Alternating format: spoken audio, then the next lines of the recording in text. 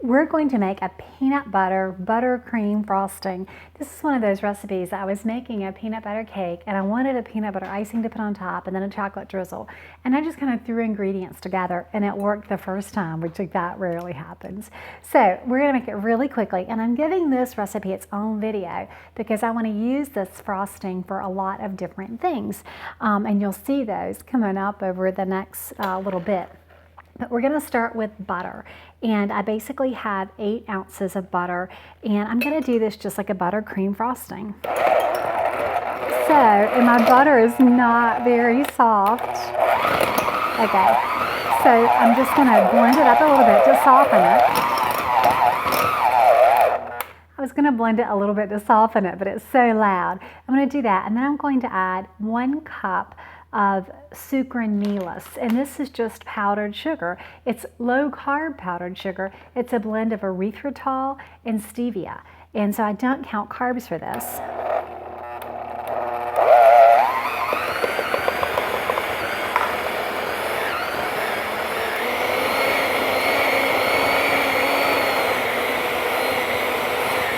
I'm going to mix that until it's just really blended and starts to get creamy. The butter will soften a little bit as I go.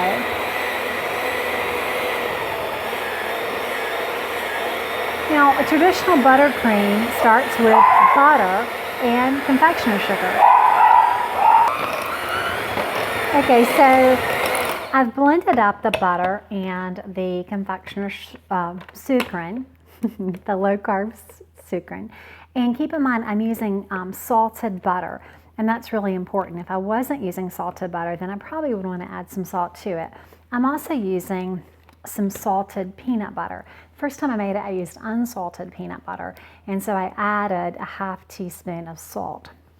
This is 12 ounces of peanut butter. And you can use less. The 12 ounces adds about 30 something carbs to the total batch. Now this is a huge batch, and so you're easily going to get 16 servings, but that's going to add about 2 carbs to whatever we add this to. So if you cut this down, you're going to have less of a peanut butter flavor, but it's still going to work fine. You'll have a lot more flavor, or a lot of flavor, just fewer carbs. So you could cut that down to 8 to 10 ounces if you were concerned about that number of carbs. I'm also going to add a ½ teaspoon of vanilla extract. Oops, or a little more. We love vanilla, as you know, and we love peanut butter. And this is something that you can put on a peanut butter cake. You can put on plain vanilla muffins. You could, there's so many things to do with it. We're going to make a chocolate with it soon. So let's just blend this up, and we'll see what it looks like.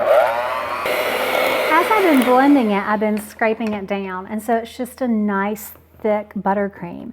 Again, I used salted peanut butter this time and salted butter, but you're going to want to add salt if you use unsalted either. So this is just a very nice basic peanut butter buttercream icing. It's not very sweet. You can add more sweetener if you prefer, but it is perfect for low carb desserts. I hope that if you make it, that you enjoy it too.